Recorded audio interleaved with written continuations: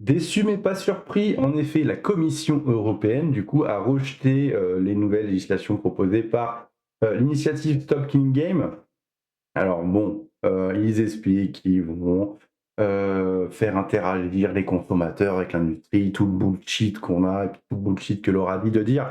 Du coup, les lobbies, parce il ne faut pas oublier hein, qu'ils ont eu rendez-vous juste avant avec les lobbies, voilà, en une espèce de réunion sur invitation. C'est pour ça qu'on n'est pas surpris. On le savait, Stop Killing Game le savait. Maintenant, qu'est-ce qu'ils proposent, eux, entre guillemets? Ils proposent une date de péremption. Voilà, maintenant, est-ce que ça sera indiqué? Est-ce que les développeurs devront indiquer ça directement quand tu achètes, avant d'acheter un jeu, ou est-ce qu'ils vont juste le mettre dans les CGU, vous savez, les trucs de consommateurs que vous signez avec les entreprises avant d'avoir le droit de jouer à un jeu? Moi, je vais être très clair, tous les jeux qui auront une date de péremption, je vais les boycotter. Il y a de grandes chances.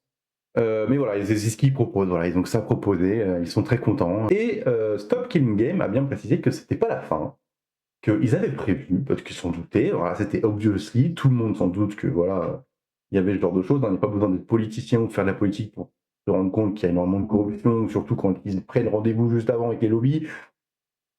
C'est une évidence même. Du coup, ce qu'ils font, c'est qu'ils vont l'intégrer à la loi sur l'équité numérique. Et il n'y a pas que ça, ils vont faire plein d'autres choses.